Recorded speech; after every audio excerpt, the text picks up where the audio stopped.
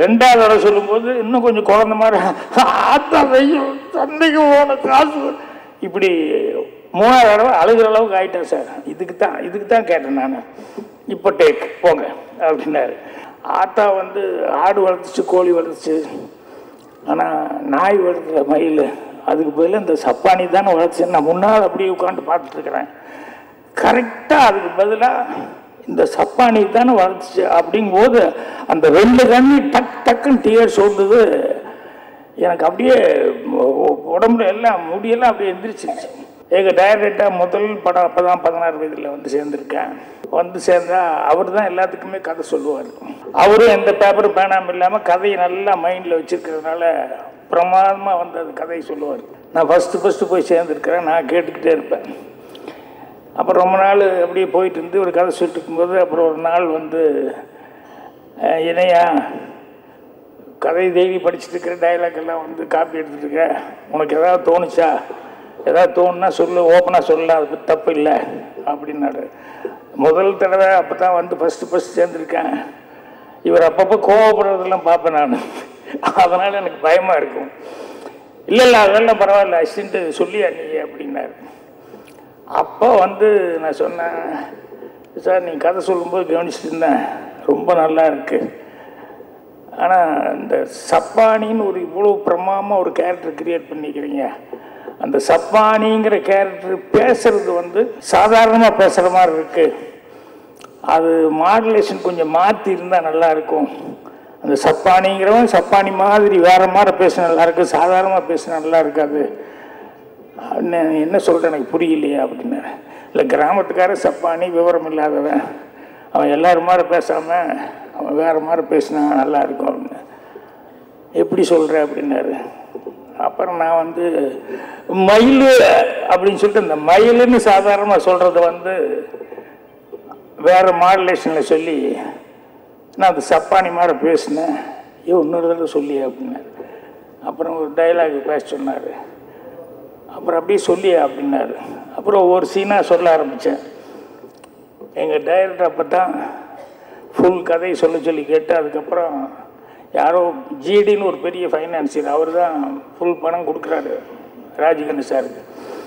அவர் வந்து கதை கேட்கணும்னு சொல்லி வந்தப்போ, ஐயோ ராஜு நீங்கள் வாயா அப்படின்னு சொல்லி என்னை கூப்பிட்டு நீ கதை சொல்லி அப்படின்னாரு. ராஜ்கண்ணு ஆடி போயிட்டார். இப்போ கொஞ்சம் முன்னால் சித்ராஜ்னு சொன்னாங்க, இதுதான் ஹீரோன்னு ஆடி போவாங்களே, அதை மாதிரி அவருக்கு அதுதான் ஃபஸ்ட்டு படம்.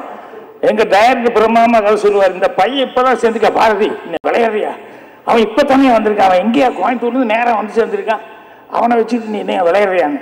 இல்லை நீங்கள் கேளுங்க, நீங்களும் கேளுங்க, அவன் சொல்லுவான், எனக்கு தெரியும், ரொம்ப நல்லா சொல்லுவான் அப்படின்னு சொல்லி என்னை வந்து உரிமை கொடுத்து என்னை வந்து தைரியமாக சொல்லியா அப்படின்னு சொல்லி நானே கொஞ்சம் நர்வஸ் ஆகிட்டேன். ஆனால் தைரியமாக சொல்லியான்னா அப்புறம் அந்த ஃபைனான்சியருக்கு வந்து நான் கதை சொன்னேன். அதை கேட்டு ராஜ்கண்ணு சார் ஆச்சரியப்பட்டார். எங்கள் டைரக்டர் அப்படியே பார்த்தார் ராஜ்கண்ணுக்கிட்ட. இல்லையா உண்மையிலே இந்த பையன் நல்லா சொல்கிறேன் அப்படின்னாரு. அந்த மாதிரி என்னை வந்து முதல் அங்கீகாரம் கொடுத்து இவனால் முடியும், இவன் கரெக்டாக செய்வான்னு சொல்லி ஃபஸ்ட்டு சேர்ந்தோன்னையுமே கரெக்டாக என்னை ஐடென்டிஃபை பண்ணி எனக்கு உரிமை கொடுத்தது தான் எங்கள் டைரக்டர். ஏன்டா நான் வந்து டைரக்டர் பேர் எங்கேயுமே சொல்கிறது இல்லைன்னா எனக்கு வரல. ஏன்னா அப்படி வந்து எனக்கு வந்து ஒரு பெத்த புள்ள பையன் மாதிரி வந்து என்னை வந்து அவ்வளோ தூரம் வந்து என்கரேஜ் பண்ணார். அதுக்கப்புறம் பார்த்தோம்னா ஃபஸ்ட்டு டே ஷூட்டிங்கு நான் இதெல்லாம் எப்பவுமே பெருசாக வெளியே சொல்லிக்கல. இன்றைக்கி இவங்கெல்லாம் பேச ஆரம்பிச்சுன்னுமே எனக்கு என்னையே வந்தது. கமல் சார் வந்தார். கமல் சார் வந்து நடிக்கிறாரு, பேப்பர் கொடுத்தாச்சு, டைலாக் பேசுகிறாரு. அவர் என்ன நல்லா அவர் முன்னாலேயே நடிச்சிட்டார் இல்லையா, 2-3 படம் சிறந்த நடிகன் அப்படின்னு எல்லாம் பேர் வாங்கிட்டார். அந்த டைலாக் பேப்பர் கொடுத்தோடனே அவர் வாங்கிட்டார். ஸ்ரீதேவியும் அவங்களுக்கும் ரிஹர்சலு, அவர் டேக் போகலாம் அப்படின்னாரு. அப்புறம் டேக் போனாங்க. போனோன்னையுமே எங்கள் டைரக்டர் முதல்ல எப்படி கதை சொல்லிட்டு இருந்தார், அதே மாதிரி கமல் சார் வந்து மயில் அப்படின்னு சாதாரணமாக தான் சொன்னார். எல்லோரும் பேசுகிற மாதிரி நார்மலாக இருந்தார். டேக் முடிஞ்சுன்னு டைரக்டர் கட் அப்படின்னாரு. கமல் சார் ஓகே அப்படின்னு சொல்லி கேட்குறாரு. டைரக்டர் அப்படியே என்ன பார்க்குறாரு, நான் அப்படியே தலையை குனிஞ்சிட்ருக்கிறேன்.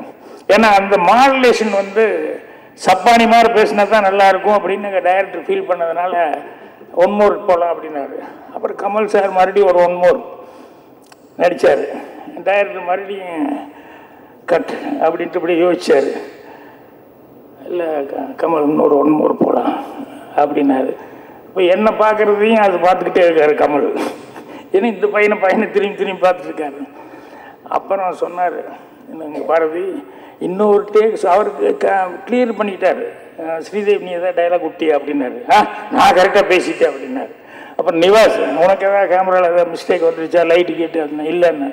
இப்போ எங்கள் டைரக்டர்கிட்ட வந்து இன்னொரு தடவை செய்ய சொன்னாலும் நான் இதே தான் செய்ய போகிறேன், என்ன இது மிஸ்டேக்கு என்ன நீங்கள் என்ன இல்லை என்ன எதிர்பார்க்குறீங்கன்னு தெரிஞ்சால் தான் நான் வந்து இன்னொரு டேக்கு போய் கரெக்டாக செய்ய முடியும் அப்படின்னா. இல்லை அவன் தப்பாக நினைக்காதீங்க, என் அசிஸ்டண்ட்டு அவன் இந்த சப்பானின்னு சொன்னோடனே அவன் ஒரு மாடுலேஷனில் வந்து பேசினான், அது எனக்கு ரொம்ப பிடிச்சிருந்தது, அதனால தான் அதே மாதிரி இருந்தால் நல்லாயிருக்கும்னு நான் ஃபீல் பண்ணுறேன். அவர் என்னை பார்த்தாரு, ஒரு 5 நிமிஷம் டைம் கொடுங்க வாங்க அப்படின்னு சொல்லிட்டு என்ன அந்த வீடு பேக்யார்டில் எடுத்துருந்து வீட்டுக்குள்ளே கூப்பிட்றாரு. நான் நடுங்குறேன். ஏன்னா கமலில் வந்து அவர் வந்து சினிமாவில் வந்து ஏற்கனவே ஹீரோவை நான் பார்த்து தைரியமாக போய் சொல்லி அப்படின்னு. அப்புறம் நான் போய் அப்புறம் தைரியத்தை வரவழைச்சிட்டு அப்புறம் அந்த சீன் எப்படி சப்பானி பேசுவோன்னா அந்த மாதிரி பேசணுன்னு இன்னொரு சீன் பேசுங்க அப்படின்னாரு. அப்புறம் இன்னொரு சீன் பேசுங்கன்னாரு. ஒரு 3 சீன் அப்படியே டைலாக் பேசி காமிச்சேன். உங்கள் டைரக்டர் போய் டேக்குன்னு சொல்லிடுங்க அப்படின்னாரு. நான் நேராக வந்து சார் டேக் போகலாம் யோ இல்லையா அந்த ஆள் வந்து ரிஹர்சலே பார்க்கல அதுக்குள்ளே டேக் போகலாம். இல்லை சார் அவர் பிரமாமா செய்வார் எனக்கு நம்பிக்கை இருக்குது சார்னு. என்னையா சொல்கிறேன்னு இல்லை சார் டேக் போகலாம் சார்னு. வந்தோடனே கமல் சார் ஆக்ஷன் ஒன்னி அப்படியே டிட்டோவா படத்தில் எப்படி இருக்கோ அது மாதிரி பிரமாதமாக பேசினா எங்கள் டேரக்டர் அப்படியே அசந்து போய் கை தட்டிட்டார். அப்போ கமல் வந்து இல்லை என்கிட்ட பேப்பர் கொடுத்தீங்க, ஆனால் ஒரு ரைட்டர் ஒரு கேரக்டர் எப்படி கிரியேட் பண்ணியிருக்கான் அல்லது ஒரு கேரக்டர் என்னவா அவன் மனசுக்குள்ளே நினச்சிருக்கா அப்படிங்கிறது வந்து எனக்கு கரெக்டாக புரியல. இப்போ உங்கள் அசிஸ்டண்ட் சொன்னதுக்கப்புறம் தான் எனக்கு கரெக்டாக உள்வாங்கிக்க முடிஞ்சுது, நான் கக்குன்னு பிடிச்சிக்கிட்டேன் அப்படின்னு சொல்லிட்டு அப்படி என்னை பார்த்து ரொம்ப தேங்க்ஸ் அப்படின்னாரு. எனக்கு அவ்வளோ சந்தோஷமாக இருந்தது, பெருமையாக இருந்தது. அதுக்கப்புறம் இன்னொரு சீன் எடுத்துகிட்டு இருக்கும்போது அந்த ரஜினி பேசுவார், ஏன்னா செப்பானி என்னடா பண்ணுற மயில் என்ன ஆத்த வையன் சந்தைக்கு போன காசு கொடு அப்படின்னு எழுதியிருப்பேன். என்னடா வீட்டில் இருக்காளா இல்லை வெளியே எங்கே போயிட்டாளா, ஆத்த வையன் சந்தைக்கு போன காசு கொடு. 3வது என்னமோ கேட்கும்போது ஆத்தா வையன் சந்தைக்கு போன காசு கொடு. 3 ஒரே டைலாக் தான். இவர் திருப்பி இதே தான் சொல்லிட்டு இருப்பார். உடனே நான் வந்து போய் பேப்பரை கொடுத்துட்டு வந்துட்டேன். அவர் வாங்கி பார்த்தாரு. அப்புறம் என்ன கூப்பிட்டாரு.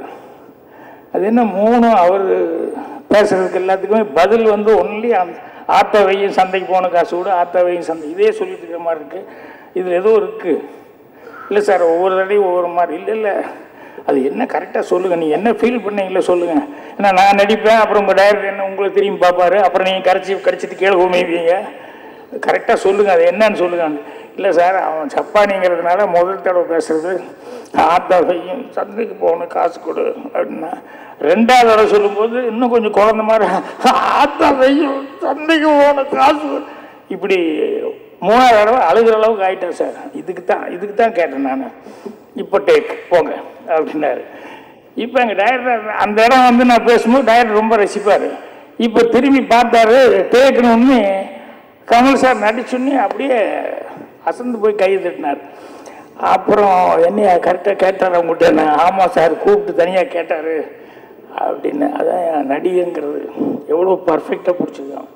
ஸோ அந்த கமல் அவர்கள் வந்து அந்த படத்தில் நடிக்கிற ஒவ்வொரு இடத்துலையும் அது அந்த ஆத்தா வந்து ஆடு வளர்த்துச்சு கோழி வளர்த்துச்சு, ஆனால் நாய் வளர்த்துற மயில் அதுக்கு பதில் இந்த சப்பானி தானே வளர்த்துச்சு. நான் முன்னால் அப்படியே உட்காந்து பார்த்துட்ருக்குறேன்.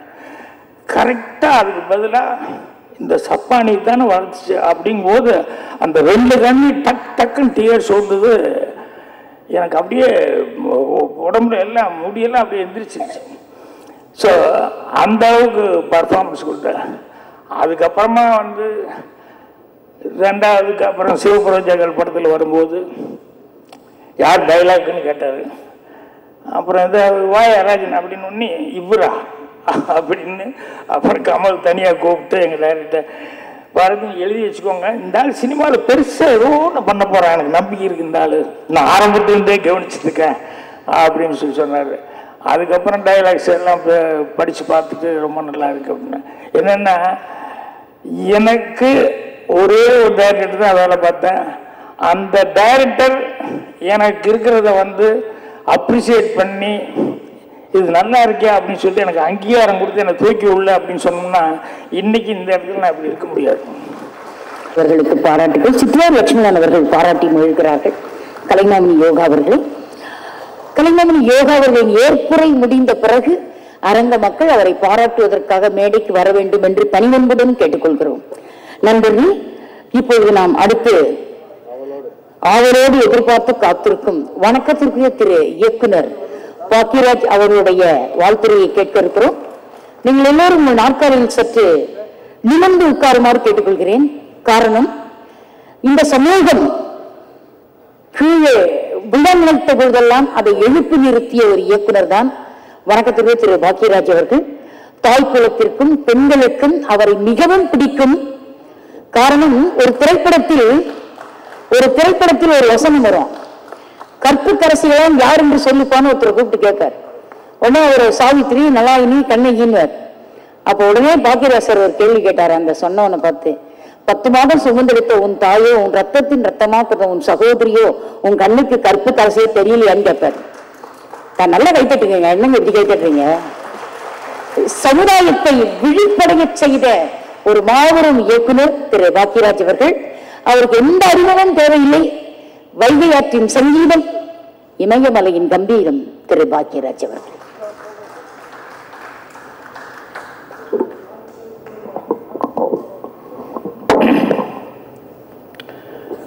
உங்க எல்லாருடைய பொறுமையை சோதிக்க கூடாதுன்னு லீடு கொடுத்து சித்ரா லட்சுமணன் பேசுனது எனக்காகத்தான் நினைக்கிறேன். ஸோ அதனால கண்டிப்பாக பொறுமையை சோதிக்க மாட்டேன். ஆனால் படித்தது ஒன்று ஞாபகம் வரும். என்னென்னா, அதிகம் பேசாதவனை வந்து உலகம் விரும்பும், அளவோடு பேசுபவனை வந்து உலகம் பாராட்டும், எதுவுமே பேசாதவனா ஞானின்னு கையெடுத்து கும்பிடும் அப்படின்னு. எனக்கு ஞானி ஆகணும்னு முடியவே முடியாது, கஷ்டம். ஏன்னா எங்கே போனாலும் பேசித்தானே தீரணும்.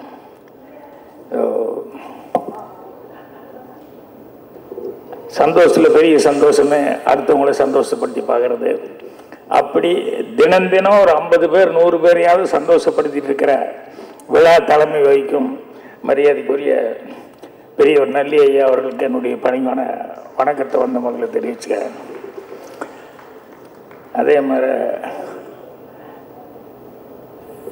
எங்களுக்கெல்லாம் ரொம்ப மூத்தவர், ரொம்ப மரியாதைக்குரியவர் எஸ்பி முத்துராமன் சார் உள்பட இங்கே பாராட்ட வந்த எல்லாருக்குமே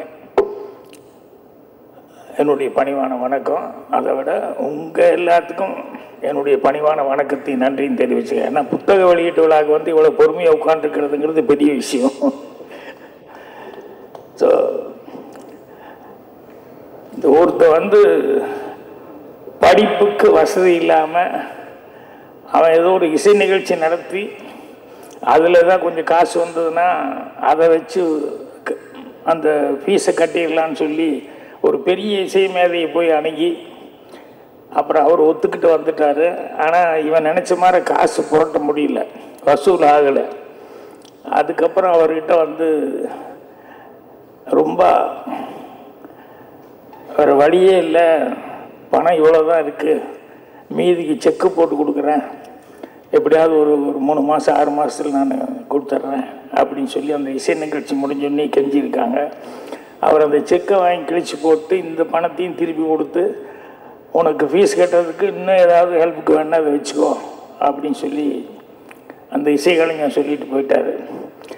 அதுக்கப்புறம் கொஞ்ச நாள் கழித்து அந்த இசைக்கலைஞன் வந்து அந்த நாட்டுக்கே ஒரு அதிபர் மாதிரி வந்துட்டார். அப்போது திடீர்னு வந்து அந்த நாட்டுக்கு ஒரு பற்றாக்குறை யுத்தம் அந்த நேரத்தில், அது நாட்டுக்கே ஒரு பெரிய உதவி தேவைப்படுதுங்கும் போது எங்கடா போகிறதுன்னா அமெரிக்காவில் தான் போய் உதவி கேட்கணும் அப்படின்னு சொல்லும்போது அமெரிக்காவுக்கு போய் உதவி கேட்டு உடனே அமெரிக்காவிலேருந்து உதவி வந்துருச்சு. அதுக்கப்புறம் இவர் நன்றி சொல்கிறதுக்காக போகும்போது அந்த அமெரிக்காவிலேருந்து உதவி பண்ணவர் வந்து சொன்னார், இல்லை நாங்கள் தான் உங்களுக்கு நன்றி சொல்லணும், ஏன்னா நீங்கள் ரொம்ப காலத்துக்கு முன்னாலேயே நன்றி எனக்கு செய்கிற அளவு பண்ணிட்டீங்க. என்னென்ன இல்லை அந்த பணம் வேண்டான்னு சொல்லி அதை படிக்கிறதுக்கே வச்சுக்கோன்னு சொல்லி சொன்னீங்களே, அந்த ஸ்டூடெண்ட் நான் இன்றைக்கி வந்து பெரிய பொசிஷனில் இருக்கிறேன்.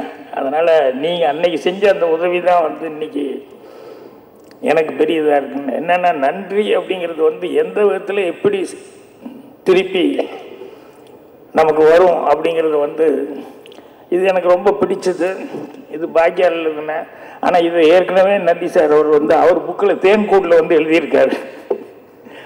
ஸோ தேன்கூடு படிக்கும்போது இது மாதிரி நிறைய விஷயங்கள் அவர் வந்து 85 வயசில் 80 புக் எழுதியிருக்காருன்னா அந்த மாதிரி புஸ்தகங்களில் பார்த்தோம்னு சொன்னோம்னா நான் பாக்கியாக்காக எதெல்லாம் விரும்பி படிச்சனோ அதெல்லாமே வந்து ஐயா அவர்கள் வந்து ஸோ எந்த அளவுக்கு அவர் படிச்சிருக்காரு அப்படின்னு சொல்லும்போது அது எனக்கு அவ்வளோ சந்தோஷமாக இருந்தது, அவ்வளோ பெருமையாக இருக்குது. அதே மாதிரி இன்னொன்று எஸ்பி முத்துராமன் சார் எளிமை அப்படிங்கிறத அவர்கிட்ட தான் நான் ரெகுலராக கற்றுக்கிட்டு இருக்கேன். ஏன்னா நம்ம என்ன சாதிச்சிருக்கோம் எத்தனை பண்ணியிருக்கோம் அப்படின்னு சொல்லி எப்பவுமே அதை மைண்டில் ஏற்றிக்கிட்டதே கிடையாது. எப்பவுமே வந்து ரொம்ப சிம்பிளாக வந்து இருக்கார். இவ்வளவு சாதனைகளையும் வந்து செஞ்சுட்டு இவ்வளவு சிம்பிளாக இருக்கார் அப்படின்னு சொல்லி சொல்லும்போது அது வந்து எனக்கு ஒரு பெரிய அதை அவரை பார்க்கும்போதெல்லாம் அவ்வளவு மரியாதையாக இருக்கும். அவர் சொன்னாங்க விசுவாசத்துக்கு அவர் பேர் போனவர் நல்லா பேசினாங்க. என்னை பொறுத்த வரைக்கும் விசுவாசம் அதெல்லாம் தாண்டி ஒரு மனிதன் இவ்வளவு சாதனைக்கு நடுவில் இவ்வளவு எளிமையாக இருக்கிறதுங்கிறது பெரிய சமாச்சாரம். அதனால் அவரை பார்க்கும்போதெல்லாம் எனக்கு அவ்வளோ சந்தோஷமாக இருக்கும். அதே மாதிரி முதல்ல வந்து பேசுங்கன்னு சொன்னாங்க. நான் முதல்ல பேசுறது கடைசி வரைக்கும் இருந்து பேசுகிறது தான் நல்லா இருக்கும் அப்படின்னு சொல்லி என்னென்னா நிறையா வந்து எங்கள் டைரக்டரோடு இருந்தவங்க. ஸோ இன்றைக்கி எனக்கு ரொம்ப யோகாவுக்கு ஒரு தனியாக ஸ்பெஷலாக ஒரு நன்றி சொல்கிறது என்னென்னா எங்கள் டைரக்டர் குடும்பத்தை சேர்ந்தவங்க எல்லாத்தையும் ஒரு சேர பார்க்குறதுக்கான எனக்கு ஒரு வாய்ப்பு கிடைச்சது. ஸோ அதை பார்க்கும்போது ரொம்ப சந்தோஷமாக இருந்தது. ஸோ அதுக்கு யோகா அவர் வந்து சொல்லும்போது எனக்கு நீங்கள் வந்தது ரொம்ப நிகழ்ச்சியாக இருக்குது அப்படின்னாரு. நான் சொன்னேன் எங்கள் டைரக்டரை பற்றி இப்படி ஒரு புக்கு எழுதி அதை வந்து முதல் பிரதி நான் வாங்கிக்கிறது அதுதான் எனக்கு உண்மையான நிகழ்ச்சி. அதனால் நான் தான் உங்களுக்கு நன்றி சொல்லணும் அப்படின்னு சொல்லிட்டு இருந்தேன். நான் எங்கள் டைரக்டரை பற்றி நான் 2.5 வருஷம்தான், அதுக்கப்புறம் நான் தனியாக வந்து படம் பண்ண ஆரம்பிச்சிட்டேன். ஆனால் 25 வருஷம் நட்பு அப்படின்னு சொல்லிட்டு அவர் எழுதிக்கிறது ஒன்றும் பார்க்கும்போது எங்கள் டைரக்டரை பற்றி எப்போ பேசினாலும் எனக்கு வந்து அவர் பேர் சொல்கிறதுக்கு எனக்கு வாயே வராது. ஸோ அவர் பற்றி யோகா அவர்கள் வந்து இப்படி இவ்வளவு பிரமாதமாக வந்து ஒரு புக்கு அதுவும் 25 வருஷம் கூட இருந்திருக்காருன்னு சொல்லும்போது எனக்கு உண்மையிலேயே அதை ஏன்னா எத்தனை பேர்கிட்ட பழகிவங்க எல்லாம் எத்தனை பேர் அவர் கூட அவ்வளோ பழகிறதுக்கான வாய்ப்புகள் கிடைச்சிது. ஏன்னா நான் 2.5 வருஷத்துலேயே நான் வெளியே வந்தாகணும், நான் தனியாக படம் பண்ணணும்னு சொல்லி வந்துட்டேன். அதுக்கப்புறம் பார்த்தா இவங்க எல்லாம் ஒவ்வொருத்தரை பார்க்கும்போது பொறாமையாக இருக்கும். ஆஹா எல்லாரும் எத்தனை வருஷமாக அவர்கிட்ட பழகிட்டு இருக்காங்க, எவ்வளோவெல்லாம் இது பண்ணிருக்காங்க. அதனால் இந்த யோகா அந்த புக் எழுதிக்கும் போது அந்த 25 வருஷம் அப்படிங்கிறது வந்து அவருடைய அந்த எல்லாரும் பேசினாங்க இல்லையா நட்பு அதுன்னு சொல்லி. ஸோ அது ஒரு பெரிய கொடுப்பினை. அவங்க சித்ரா சொன்னார் இல்லையா டைரக்டருடைய சாதனை அப்படிங்கிறது அது இனிமேல் ஒருத்தருக்கு வராது. ஏன்னா அது ஒரு படத்தை ஒரு சினிமாவுக்கு வந்து எங்கள் டைரக்டர் ஒரு ஆள் தான். அவர் சொன்னார் பாண்டியனை பார்த்துனே நான் ஷாக் ஆகிட்டேன், என்னை பார்த்து தைரியம் வந்திருக்கேன் சித்ரா உங்களுக்கு, என்னையே டைரக்டாக வந்துட்டேன். இதே மாதிரி இளையராஜா எங்கிட்ட டைரக்டர் போய் ஐயோ எல்லாம் ரெடியா அப்படின்ட்டார். ஏன்னா கதை ரெடி, அதுக்கப்புறம் பாட்டெல்லாம் ரெடி, எல்லாமே ஃபிக்ஸ் பண்ணியாச்சு, ரதி எத்தனி கோத்திரி ஃபிக்ஸ் பண்ணியாச்சு, பாட்டு ரெக்கார்டிங் பண்ணியாச்சு. என்ன இன்னும் ஹீரோ கிடைக்கலான்ட்டு இருக்கேன்னா ஒரு 4-5 நாள் ஒரு வாரம் இல்லை ஹீரோ கிடைச்சிட்டா யாருன்னு இந்த அசிஸ்டன்ட் ராஜன் பாரதி கொஞ்சம் யோசனை பண்ணு கொஞ்சம் நல்லா அப்படின்னு சொல்லி இளையராஜா எல்லாம் வந்து உண்மையிலே டிஸ்கரேஜ் பண்ணாங்க. ஆனால் எங்கள் டைரக்டர் வந்து சொன்னார் இல்லையா எனக்கு நம்பிக்கை இருக்குது அப்படின்னு சொல்லிட்டு அப்போ நான் ஹீரோவை நடிக்கிறதுக்கும் வந்து ரொம்ப நம்பிக்கை கொடுத்து நீ செய்ய ஒரு கண்ணாடி போட்டா அசல் வாத்தியார் மாதிரியே இருப்பேன், நீ தைரியமாக செய் உன்னால முடியும் அப்படின்னு சொல்லிட்டு ஒவ்வொன்றிலையும் வந்து எனக்கு வந்து அந்த ஹீரோவை நடிக்கிறதுலேருந்து எல்லாத்துக்குமே எனக்கு வந்து அந்த தைரியம் கொடுத்து என்னை வந்து அப்படி தூக்கி வாத்தி விட்டவர் வந்து எங்கள் டைரக்டர். அதனால தான் இது வந்து யோகா அவர்கள் இந்த புக்கு எழுதியிருக்கும் போது பார்க்கும்போது எவ்வளோ விஷயங்கள் அவரை பற்றி எழுதியிருக்காரு. உண்மையில் எங்கள் டைரக்டர் வந்து அவர் இதாக இருந்தாருன்னு தெரியும், மலேரியல் அந்த கவர்மெண்ட் ஒர்க்கு அவ்வளோதான் எனக்கு தெரியும். இதில் பார்த்தா மிலிட்ரியில் வேறு வேலை பார்த்துருக்காரு ஒரு 3 மாதம்னு சொல்லி எழுதியிருக்கு. ஆனால் இதெல்லாம் நமக்கு தெரியவே இல்லையே அப்படின்னு சொல்லிட்டு அதே மாதிரி அவரை பற்றி இன்னொன்று எழுதியிருந்தாங்க. என்னென்னா இந்த காஸ்மாபாலிட்டன் கிளப்புக்கு இவர் வந்து ஃபங்க்ஷனுக்கு கூப்பிட்டாங்கன்னு எங்கள் டைரக்டர் வரமாட்டேன்ட்டாரு கோச்சுக்கிட்ட. என்னென்னா நான் எழுதி 2 வருஷம் கொடுத்தாச்சு, அப்ளிகேஷன் கொடுத்து 2 வருஷமாக எனக்கு கிடைக்கல அப்படின்னு சொல்லிட்டு, ஏன்னா உண்மையிலேயே எனக்கு எல்லாருமே சொல்லுவாங்க அது ரொம்ப ப்ரெஸ்டீஜான ஒரு சமாச்சாரம் அங்கே மெம்பர்ஷிப் அப்படிங்கிறது. அப்புறம் யோகா அவர்கள் கூப்பிட்டு போய் அதுக்கப்புறமா வந்து அவர் சேர்த்து விட்டார் அப்படிங்கிற மாதிரி. இந்த மாதிரி நிறையா எங்கள் டைரக்டர் பற்றி எல்லாம் வந்து இவர் கூட இருந்துட்டு எல்லாம் சொன்னது. அதே மாதிரி இன்னொன்று ஷூட்டிங் கைதின் டைரி ஷூட்டிங் நடந்துட்டு இருக்கும்போது சிஎம் அப்போது புரட்சித் தலைவர் எம்ஜிஆர் வந்து அங்கே வந்திருக்காரு. இவர் அவரை பார்க்க போயிருக்காரு. என்னன்னா கைதின் டைரி படம் அப்படின்னு, மத்தியான சாப்பாடு நான் தான் எல்லாத்துக்கும் சொல்லுங்கள் நான் ஸ்பாட்டுக்கு வர்றேன் அப்படின்னு சொல்லிட்டு எல்லாருக்கும் என்னுடைய செலவில் நான் சாப்பாடு அப்படின்னு சொல்லிட்டு அவர் வந்து அங்கே எல்லாத்துக்குமே சாப்பாடு போட்டு அவ்வளோ தூரம் இது பண்ணியிருக்காரு. இந்த மாதிரி நிறைய விஷயங்கள் இவர் வந்து இந்த புக்கில் வந்து எழுதியிருக்காரு. ஒன்று வந்து எனக்கு படிச்சுன்னு காமெடியாக இருந்தது. என்னென்னா 16 வயதில் கமலஹாசன், ஸ்ரீதேவி, ரஜினிகாந்த் கீழே கவுண்டமணி அப்படின்னு சொல்லி போட்டிருந்தார். கவுண்டமணிக்கு அப்போ சரித்திரத்தையே மாற்றின மாதிரி ஆகிப்போச்சு. என்னென்னா கவுண்டமணி அதில் வந்து அவ்வளோ ஃபேமஸ் இல்லை. ஆனால் பின்னால் வரும்போது வந்து கவுண்டமணி எதில் ஃபேமஸுங்கிறதே இல்லாமல், ஏன்னா ரயில் படத்தில் தான் கவுண்டமணி வந்து பெரிய லெவலுக்கு அவர் இதானார். ஆனால் இப்படி வரும்போது என்ன ஆகிப்போச்சுன்னா இப்போ இவர் கவுண்டமணி எல்லாம் அப்போ இருந்தே இருக்காரு அப்படிங்கிற மாதிரி இருந்தது. அந்த மாதிரி சில நேரங்களில் சில விஷயங்கள் வந்து நம்மளை தாண்டி கூட வந்துடும். ஏன்னா பின்னால் வர்றவங்க வந்து நல்லா பேர் எடுக்கும்போது அந்த மாதிரிலாம் வந்துடும். ஸோ யோகா அவர்கள் வந்து இவ்வளவு அந்த படங்கள் எல்லாரும் சொல்கிறாங்களே உயிரோடு இருக்குன்னா, நான் வந்து இதில் ரொம்ப எனக்கு யோகா கோச்சிக்கூடாது. என்னென்னா நான் கேமராவுக்கு நிற்கவே மாட்டேன். இந்த ஸ்டில் கேமரா இருக்கா இவங்ககிட்ட நான் வந்து எப்போ வந்தாலும் போய நான் ஷார்ட் எடுத்துருக்கும் போது இங்கே வந்து ஸ்டில்லு இல்லைன்னு போய அப்படின்னு சொல்லிட்டு எப்போவுமே நான் வந்து அதை வேலையிலேயே கான்சன்ட்ரேஷன் ஆகிறாங்க மிஸ் பண்ணிடுவேன். அப்புறம் படம் முடிஞ்சு டிசைன் போடும்போது தான் இந்த கேமராமேன் வந்து கேட்கும்போதெல்லாம் துரத்திக்கிட்டு இருந்தேன். இப்போ வந்து ஸ்டில் இல்லையேன்னு சொல்கிறாங்கன்ட்டு. ஸோ எனக்கு அது ஒரு இதாக இருந்தது. அப்புறம் இப்போல்லாம் வந்து யோகா இந்த படங்களெல்லாம் பார்க்கும்போது அதே மாதிரி புரட்சித் தலைவர் எம்ஜிஆர் அவர்களுக்கு எத்தனை ஃபோட்டோ எப்போ பார்த்தாலும் புதுசாக பார்க்குற மாதிரியே இருக்கும் அவருக்கு. அந்த இதய கனி புஸ்தகத்துலாம் வந்து அந்த ஃபோட்டோக்கள் வந்து.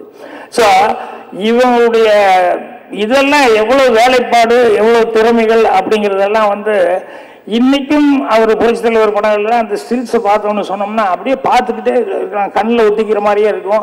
அந்த உயிரோட்டமாக எடுத்தது அப்படிங்கிறதெல்லாம் வந்து யோகா அவங்க இன்னொருத்தர் முதல்ல ஒருத்தர் காமிச்சாங்க நாகராஜ் ராவ் இந்த மாதிரிலாம் சொல்லுவாங்க. ஸோ இவங்கெல்லாம் சினிமாவிலேருந்து இவ்வளோ சர்வீஸ் பண்ணியிருக்காங்க. அதுலேயும் எங்கள் டைரக்டர் கூட எல்லாம் வந்து இவ்வளோ தூரம் 25 வருஷம் இருந்தது வந்து இது புஸ்தகமாக போட்டிருக்காங்க போது இது உண்மையிலேயே ஒரு பெரிய ஒரு சரித்திரமாக இதை படித்தோம்னு சொன்னோம்னா எல்லாம் அவரை பற்றி எங்கள் டைரக்டரை பற்றி என்னென்னலாம் இவர் அனுபவப்பட்டிருக்காரோ அவர் யாருக்கிட்டெல்லாம் பழகியிருக்காரோ அத்தனையுமே வந்து இதில் வந்து அவ்வளோ பராமரிச்சிருக்காரு.